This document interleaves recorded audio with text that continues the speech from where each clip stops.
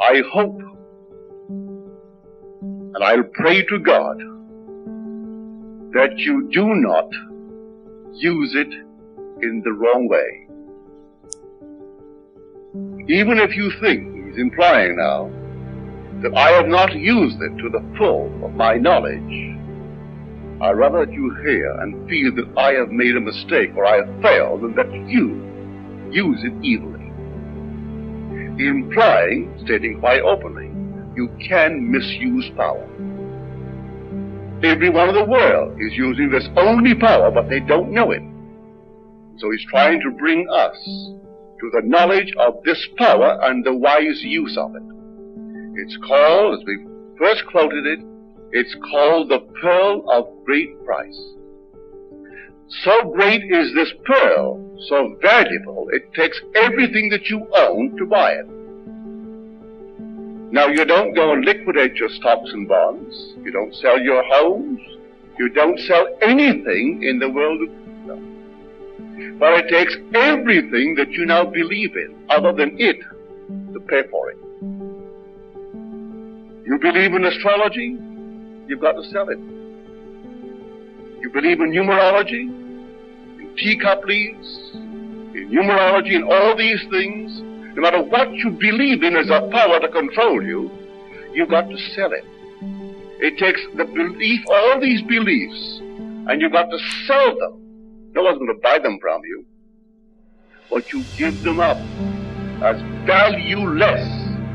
Therefore, there's no price attached, no value whatsoever. But you can hold on to one thing you now believe in as a power that controls your life, and still hope to buy the pearl of great price. Everything you now believe in, whether it be even the drugs that you take, even the things, the diets, if you're a vegetarian, you think that's the way to God. If you're a meat eater, you think that's the way to God. If you are a non-smoker, non-drinker, that's the way to God. Or if you are a smoker and a drinker, and that's the way to God. There is no way to God but Christ. I am the way. There is no other way. Way to what? To everything in this world, but especially to the Father. No one comes unto the Father but by me. And here he defines it, that he is the only way in the world to everything in this world that you and I see.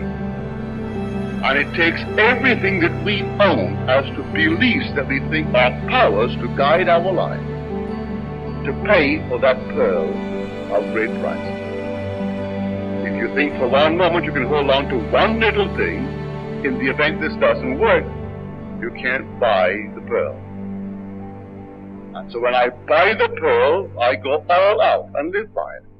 And there is no other being in the world, just this pearl. I live by it. And this pearl is your own wonderful human imagination. That's Christ. Now I see her in the audience tonight. Last Friday night, this sweet lady told me this story. She went into the baker to buy the usual things that we buy when we go to a bakery.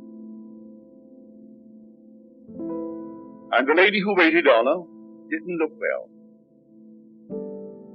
And she, without asking the reasons for her present appearance, in her own mind's eye, when she got home, she talked to her as though she stood before her physically.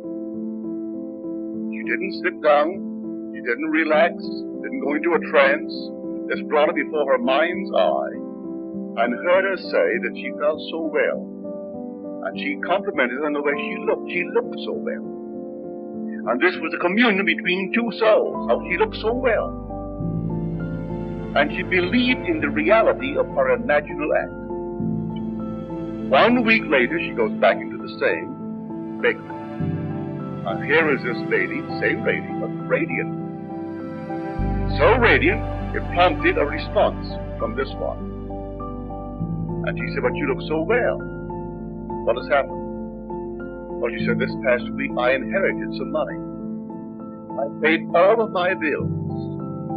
I paid everything that I own this world. And so I have no debts, and I have money. Now, this lady is totally unaware of the gift she received from the lady who is present here tonight. Totally unaware of it.